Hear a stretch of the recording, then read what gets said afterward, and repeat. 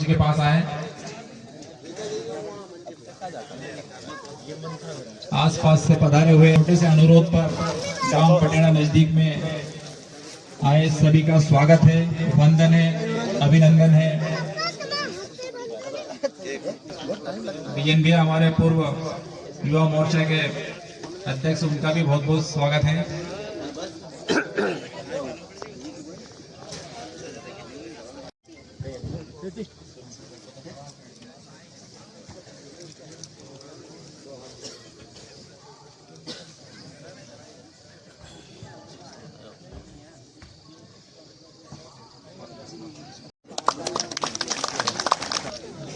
दादा जय सिंह जी, आदरणीय मंडल अध्यक्ष सोनकर है, जिला पंचायत किसान मोर्चा के हमारे जिला अध्यक्ष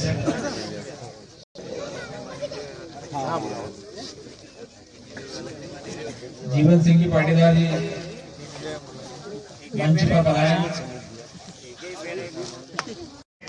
राजेश जी सोनकर का और मंच पे मंचासीन दादा भाई अजय सिंह बघेल साहब, जिला पंचायत पूर्व अध्यक्ष भाई साहब नरेंद्र सिंह भाई साहब राजापुर साहब, जिला पंचायत वर्तमान अध्यक्ष प्रतिनिधि भाई साहब कटारिया जी, नरेंद्र सिंह जी, यशोनाथ साहब, भाई भैया पाटीदार सोनकर जी, हम सब के मार्गदर्शक, हम सब के प्रेरणा स्रोत दादा भाई अजय सिंह जी और सम्मानी मंच बंधुओं।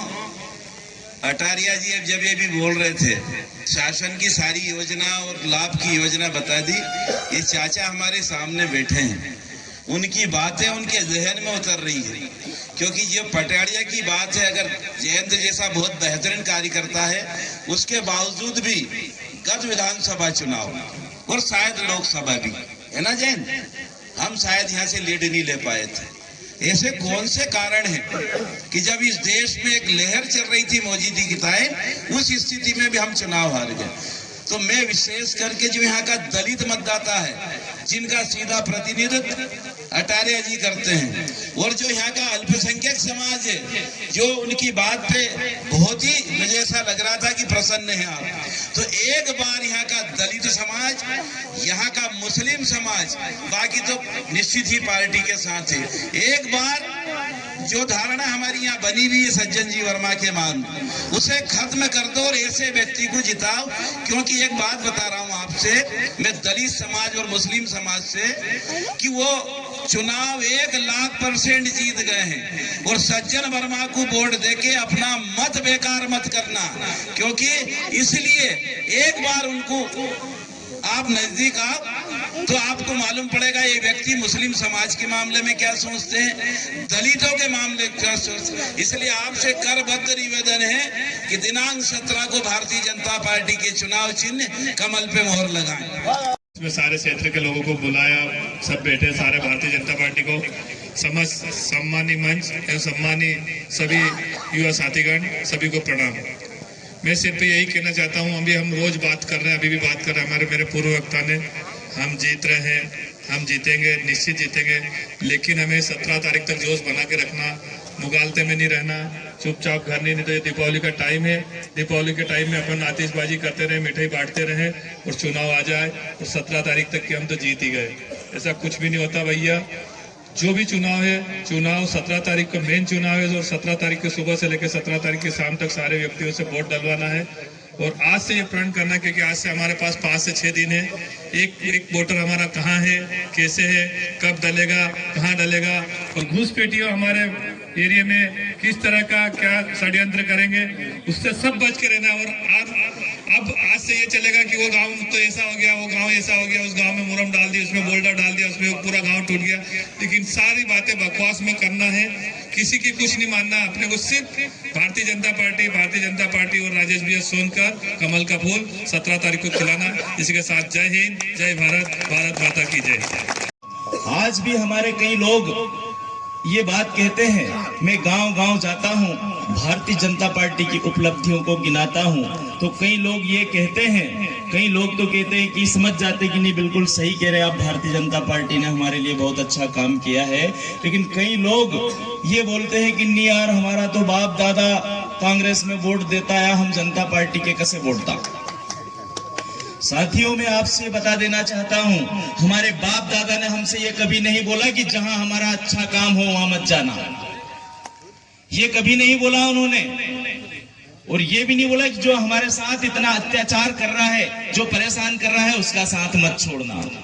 साथियों, आज 2003 के पहले हम लोगों की क्या स्थिति थी, और 2003 में जब भारतीय जनता पार्टी की सरकार बनी, भारतीय जनता पार्टी की सरकार ने, मोना जी को भी मैं बहुत बहुत बधाई देता हूँ, बहुत बहुत शुभकामनाएं देता हूँ। आया है ये निवेदन करने कि जब पटाड़िया नजदीक है हमारा, ये थोड़ा भारतीय जनता पार्टी से नजदीकियां कम है, तो भारतीय जनता पार्टी क्यों काना भैया? तो ये जो नजदीकी है, ये भारतीय जनता पार्टी से दूरी क्यों है?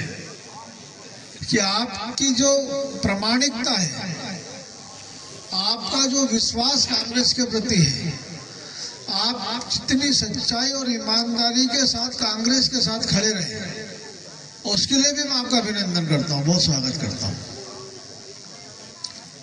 सोच रहा था जब से यहाँ बैठे बैठे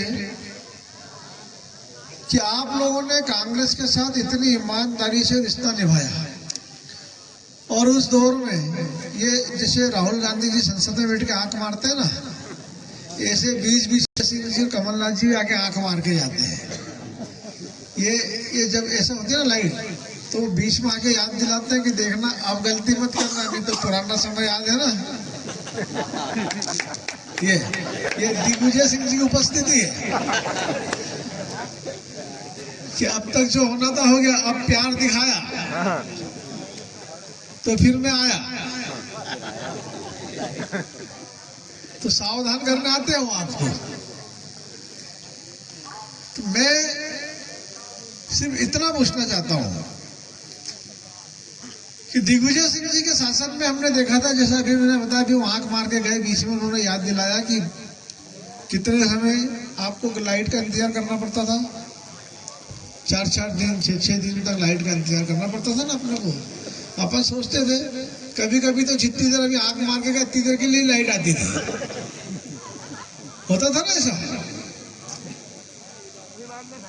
तो उस अंधेरी दुनिया से निकालकर भारतीय जनता पार्टी ने आपको 24 घंटे बिजली दी, बिजली दी।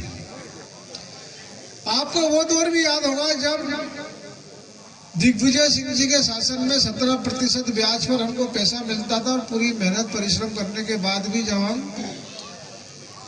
ब्याज नहीं भर पाते थे तो किस प्रकार से अपमान हमारे परिवारों का उस समय होता था, जिस समय हमारे घर में कोई शादी ब्याह या कोई सार्वजनिक कार्यक्रम होता था। याद है ना आपको?